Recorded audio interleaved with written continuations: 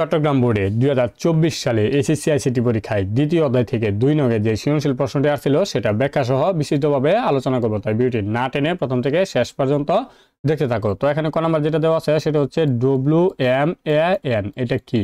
তো এখানে দেখো যে ডব্লিউ হচ্ছে ওয়্যারলেস অর্থাৎ কি তার ছাড়া, এম হচ্ছে মেট্রোপলিটন, এতে হচ্ছে এরিয়া, এন হচ্ছে নেটওয়ার্ক। অর্থাৎ একসাথে বললে ওয়্যারলেস মেট্রোপলিটন এরিয়া নেটওয়ার্ক। অর্থাৎ এখানে তার ছাড়া একটা শহরের মধ্যে যেই নেটওয়ার্কটা গঠন করা হয় সেটাকেই WMAN বলে। তো সংজ্ঞাটা তোমরা এভাবে লিখতে পারো, একই শহরের বিভিন্ন স্থানে অবস্থিত কম্পিউটার সমূহ বিভিন্ন ডিভাইস ও ল্যানগুলোর সংযোগে গঠিত নেটওয়ার্কে যখন তারবিহীন সংযোগ দেওয়া হয় তখন তাকে WMAN বলে। তো আশা করি কয়ের উত্তরটা তোমরা বুঝতে পারছো। তো এখন আমরা চলে যাচ্ছি খ নাম্বারে। খ নাম্বারে যাওয়ার আগে তোমাদের বলে রাখি, তোমরা যদি আমার এই চ্যানেলটিতে নতুন হয়ে থাকো তাহলে এখন এই চ্যানেলটি সাবস্ক্রাইব করে রাখবা এবং পাশে বেল আইকনটি অন করে দিবা, যাতে করে এরকম ভিডিও ছাড়ার সাথে সাথে তোমাদের নিকট ভিডিওগুলো পৌঁছে যায়। আর তোমরা যারা এখনো 2023 এবং 2024 সালের সকল বোর্ডের সকল অধ্যায়ের সৃজনশীল প্রশ্নের উত্তর এখনো দেখো নাই, তারা এই ভিডিও ডিসক্রিপশনে প্লেলিস্ট পেয়ে যাবা, সেখান থেকে ধারাবাহিকভাবে তোমার পছন্দ মতো তোমার ভিডিওটি তুমি দেখে আসতে পারো। যাই হোক, আমরা চলে যাচ্ছি খ নাম্বারে। খ নাম্বারে যেটা বলছে সেটা হচ্ছে স্টার টোপোলজির সম্প্রসারিত টোপোলজি ব্যাখ্যা করো। দেখো এখানে যেটা বলছে যে স্টার টোপোলজির সম্প্রসারিত টোপোলজি ব্যাখ্যা করো। আমরা সর্বপ্রথম স্টার টোপোলজি দেখে নেই। এটা ধরি একটা স্টার টোপোলজি। এটা কি? একটা স্টার টোপোলজি। এটা একটা স্টার টোপোলজি।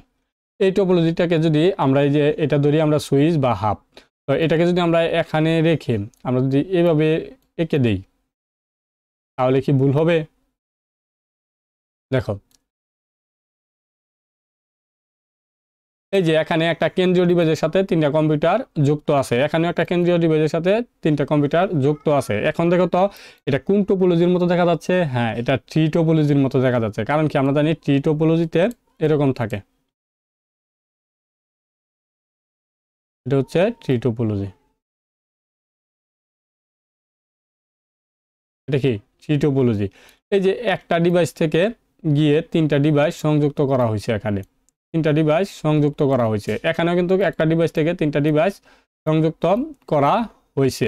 তো এখানে কি বলছে? স্টার টোপোলজির সম্প্রসারিত টোপোলজি ব্যাখ্যা করো। তো এটা তো স্টার টোপোলজি। স্টার টোপোলজিতে তুমি এই ডিভাইসের সাথে যত খুশি তত কম্পিউটার লাগাতে পারবা, কেন এই যে এই কম্পিউটারের সাথে তুমি আর কোনো কম্পিউটার লাগাতে পারবা না, বা এই কম্পিউটারের সাথে আর কোনো কম্পিউটার লাগাতে পারবা না। কিন্তু থ্রি টোপোলজিতে কি করা যাবে? যে এখানে দেখো কম্পিউটার আরও লাগানো যাবে।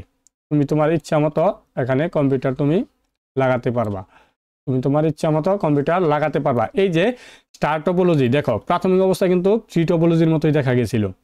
আর এই যে স্টার টোপোলজিটা থ্রি টোপোলজির মতো দেখা গেছিল, তো এই দেখা গেছিল এটুকু পর্যন্তই, আর এটাকে সম্প্রসারণ করা যাবে না। কিন্তু থ্রি টোপোলজিটা কি? সম্প্রসারণ করা যাবে। তাই এখানে বলছে যে স্টার টোপোলজির সম্প্রসারিত টোপোলজি হচ্ছে থ্রি টোপোলজি। তো এখানে দেখো যে স্টার টোপোলজিটা এটুকু পর্যন্ত সীমাবদ্ধ থাকে, তার মাথায় আর কোনো কম্পিউটার লাগানো যায় না। কিন্তু থ্রিতে কি? দেখো প্রথম অবস্থায় স্টারের মতো দেখা গেছিল, তারপরে কিন্তু সেটাকে আরো কম্পিউটার যুক্ত করে সম্প্রসারণ করা গেছে। তাই এটা বলা যায় যে আমাদের স্টার টোপোলজির সম্প্রসারিত টোপোলজি হলো থ্রি টোপোলজি। আশা করি এখানে ব্যাখ্যাটা তোমরা বুঝতে পারছো। এখন তুমি কি লিখবা? এটুকু দিয়ে তুমি তোমার মাথায় যেভাবে আসে সেভাবে লিখে দিতে পারো, তাহলে উত্তরটা সঠিক হয়ে যাবে। দেখো এভাবে লিখতে পারো, যে টোপোলজিতে কম্পিউটার বা নোটগুলো পরস্পরের সাথে গাছের শাখা প্রশাখার মতো বিন্যস্ত ও যুক্ত থাকে তাই হচ্ছে ট্রি টোপোলজি। ট্রি টোপোলজিতে একটি কেন্দ্রীয় ডিভাইস থাকে যার সাথে নেটওয়ার্কের সকল কম্পিউটার পর্যায়ক্রমে যুক্ত থাকে এবং এটি ব্যবহারকারীর ইচ্ছা মতো সম্প্রসারণ করা যায়। দেখো এই যে একটা কেন্দ্রীয় ডিভাইসের সাথে কিন্তু পর্যায়ক্রমে সবগুলো যুক্ত আছে এবং ব্যবহারকারীর ইচ্ছা মতো সে চাইলেই যুক্ত করতে পারবে। অন্যদিকে কি বলছে দেখো, অন্যদিকে স্টার টোপোলজিতে একটি কেন্দ্রীয় ডিভাইস হাব বা সুইচ এর মাধ্যমে নেটওয়ার্কের অন্তর্গত কম্পিউটার বা নোটগুলো যুক্ত থাকে, কিন্তু এখানে ট্রি টোপোলজির মতো শাখা থাকলেও প্রশাখা থাকে না। দেখো এখানে শাখা আছে, এগুলো হচ্ছে শাখা, আর এগুলোর সাথে যেগুলো যুক্ত হবে সেগুলোকে বলা হবে প্রশাখা। দেখো এখানে শাখা আছে কিন্তু প্রশাখা লাগানো যাবে না, ফলে কেন্দ্রীয় ডিভাইসের সাথে শুধু কম্পিউটার বা নোটগুলি যুক্ত থাকে। তাই কি বলা যায় যে স্টার টোপোলজির সম্প্রসারিত টোপোলজি হলো থ্রি টোপোলজি। তো আশা করি তোমরা এখানে বিষয়টা বুঝতে পারছো। যদি বুঝতে না পারো তাহলে আবার প্রথম থেকে তোমরা উত্তরটা দেখবা, তাহলে আশা করি ক্লিয়ার হয়ে যাবা। তো এখন আমরা চলে যাচ্ছি গ নাম্বারে। গ নাম্বারে কি বলছে? শফিক সাহেব যে ফোনটি ক্রয় করলেন তার প্রযুক্তিগত বৈশিষ্ট্য ব্যাখ্যা করো। কোন ফোনটি ক্রয় করছে আমরা এখানে দেখব। প্রতিষ্ঠানের মালিক রাকিব সাহেব দেশের বাইরে অবস্থান করায় তিনি তার অফিসের কর্মচারীদের সাথে একটি ভিডিও কনফারেন্সের প্রয়োজন অনুভব করলেন, কিন্তু কর্মচারী শফিক সাহেবের কাছে ইন্টারনেটের সুবিধা সহ মোবাইল ফোন থাকলেও ভিডিও কনফারেন্সিং প্রযুক্তির সুবিধা নেই। তাই তিনি ভিডিও কনফারেন্সিং সুবিধা সংবলিত একটি মোবাইল ফোন ক্রয় করলেন। দেখো, ভিডিও কনফারেন্সিং সুবিধা কোন প্রজন্মের মোবাইল ফোনে পাওয়া যায়? সেটা হচ্ছে 4G মোবাইল ফোনে, অর্থাৎ চতুর্থ প্রজন্মের মোবাইল ফোনে। তো এখানে চতুর্থ প্রজন্মের মোবাইল ফোনের কথা আমাদের বলতে হবে বা বৈশিষ্ট্য ব্যাখ্যা করতে হবে। তো অধিপকের শফিক সাহেব যে ফোনটি ক্রয় করলেন তা হলো চতুর্থ প্রজন্মের অর্থাৎ 4G মোবাইল ফোন। নিচে 4G মোবাইল ফোন প্রযুক্তিগত বৈশিষ্ট্য ব্যাখ্যা করা হলো। দেখো, ইন্টারনেট প্রোটোকল ভিত্তিক নেটওয়ার্কের ব্যবহারে যে ইন্টারনেট প্রোটোকল বলতে কি বোঝানো হয়েছে? যে তোমাদের নিরাপত্তাকে বোঝানো হয়েছে। তো এটা এই মোবাইল ফোন তাদের ডাটাকে নিরাপত্তা দিতে পারে।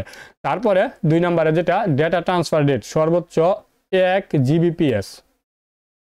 তারপর 3 নম্বরে এইচডি মোবাইল টিভি ও ত্রিমাত্রিক ছবি প্রদর্শনের ব্যবস্থা। টেলিকমিউনিকেশনের ক্ষেত্রে সেলুলার ওয়্যারলেস স্ট্যান্ডার্ড। দেখো, সেলুলার কি? সেলুলার হচ্ছে যে আমরা যে মোবাইল ফোনে কথা বলি সেটা কিন্তু নিকটস্থ যে সিম কোম্পানির নেটওয়ার্ক থাকে। ধরো এই যে এই এরিয়াতে একটা নেটওয়ার্ক আছে, এই এরিয়াতে একটা নেটওয়ার্ক আছে, আবার এই এরিয়াতে আরেকটা নেটওয়ার্ক আছে। এভাবে কিন্তু সারা দেশকে তারা সংযোগ করছে। এই যে এখানে সারা দেশকে তারা নেটওয়ার্কের মাধ্যমে সংযোগ করছে। এই সংযোগ করার যে প্রক্রিয়া সেটাকেই সেলুলার বলে।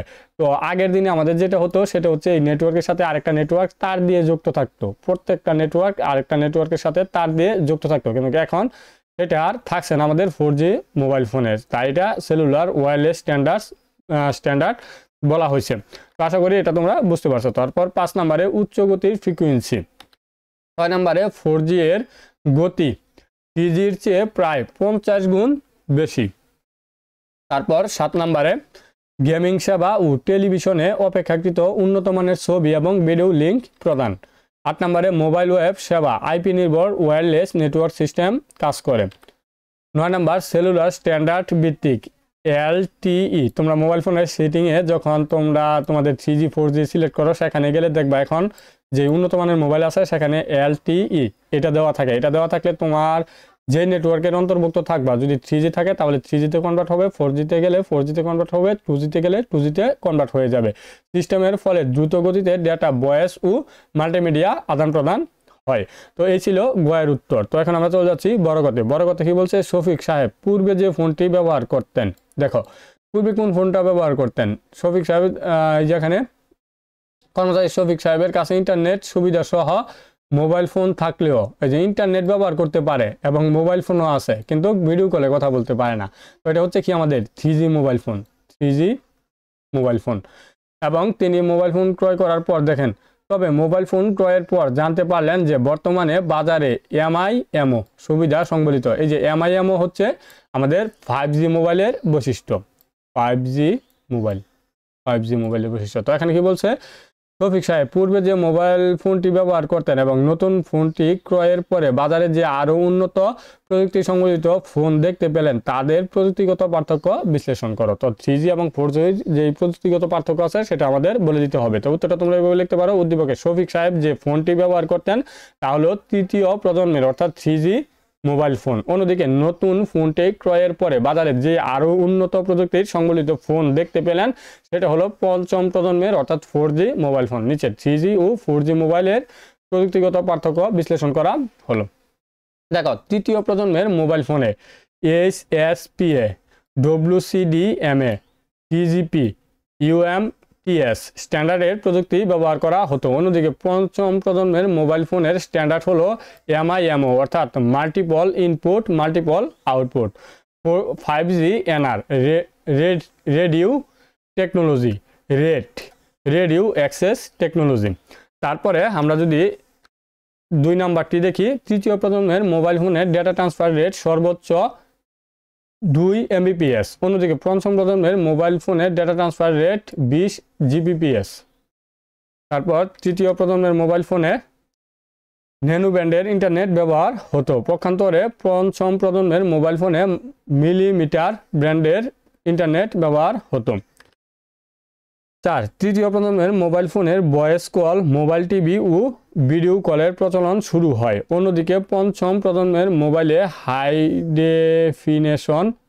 Definition mobile TV, video conferencing, 4K video বা টিভি ইত্যাদি সুবিধা সহ ভার্চুয়াল রিয়েলিটি,